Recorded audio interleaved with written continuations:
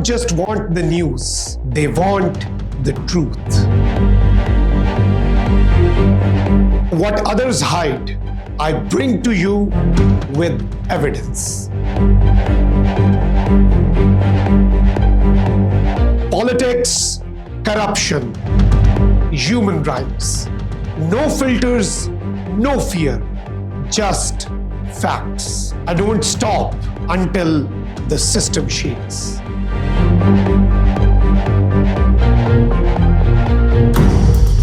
Hello and welcome to Trending Daily. I'm Makhdoom Shahabuddin. Tonight we discuss a development that once again raises serious concerns about the direction of Indian policy toward Pakistan and the future of peace in South Asia. India's Home Minister Amit Shah has announced a sweeping order to demolish buildings within 15 kilometers of the Pakistan border under the banner of zero tolerance against alleged trans-border crimes. India says this is about security, but many in Pakistan and many neutral observers see something else. An increasingly aggressive state policy driven by fear, hostility and political nationalism instead of diplomacy and regional cooperation. At a time when South Asia desperately needs peace, economic growth and stability, India appears to be moving deeper into militarization and confrontation.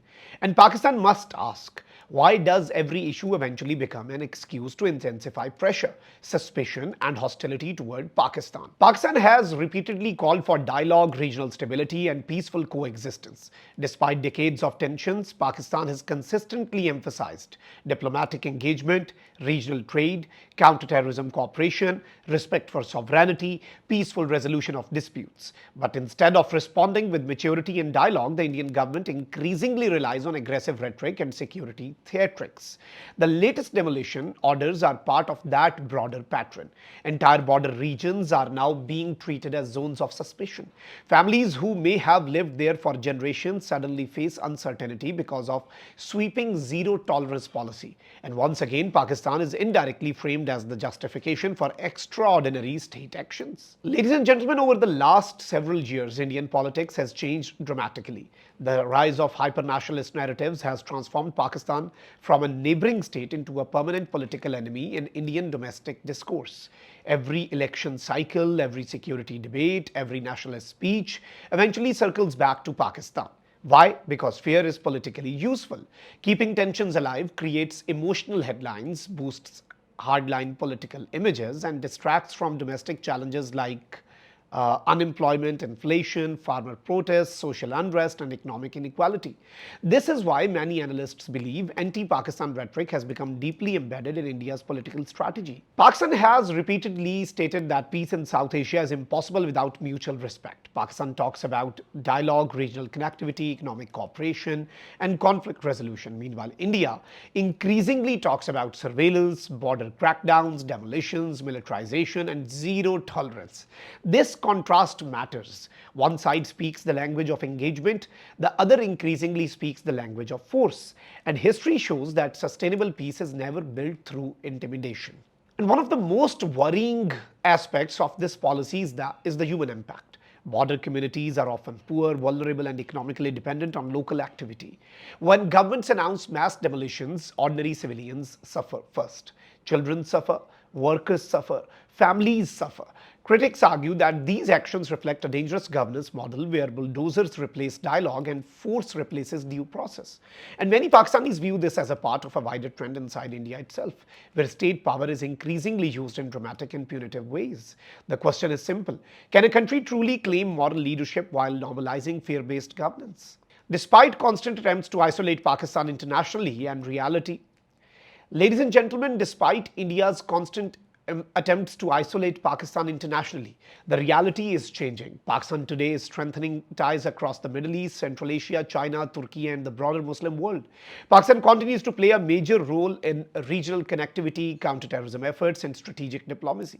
Meanwhile, India's increasingly hardline image is attracting criticism from journalists, rights organizations, and international observers concerned about civil liberties, religious polarization, media freedom, and heavy-handed state practices. Pakistan understands that strength is not only military. True strength is restraint. True strength is maturity. And true strength is choosing dialogue even in difficult times. Another major issue is the role of Indian media.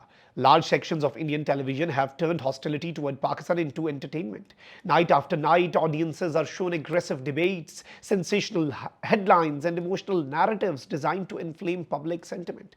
This creates an environment where moderation is mocked and confrontation is celebrated. Pakistanis often notice that even basic diplomatic discussions are framed in India as weaknesses. But mature nations do not fear dialogue. Mature nations do not need permanent enemies to sustain political narratives. And South Asia is home to nearly 2 billion people. Imagine what this region could achieve if resources were invested in education, technology, healthcare, trade, and climate cooperation. Instead, hostility dominates headlines. Pakistan believes the future of South Asia should be based on coexistence, not endless escalation. Because ordinary Pakistanis and ordinary Indians both want the same things: stability, jobs, dignity, and peace for their families. But aggressive political strategies continue pushing the region in the opposite direction. Ladies and gentlemen, the demolition orders announced near the Pakistan border are more than just an administrative decision. They reflect a broader mindset, a mindset driven by suspicion, confrontation, and political nationalism. Pakistan does not benefit from instability in the region. Pakistan benefits from peace, from trade, from diplomacy, from mutual respect. And while India continues expanding aggressive border policies and security crackdowns, Pakistan must continue presenting itself as a responsible state that believes in dialogue over intimidation. Because in the end, real strength is not measured by bulldozers, barriers, or political slogans. Real strength is measured by wisdom, restraint, and the courage to choose peace over hostility. Thank you for watching. This is Makhdoom Shahabuddin. You are watching Trending Daily. See you in the next episode.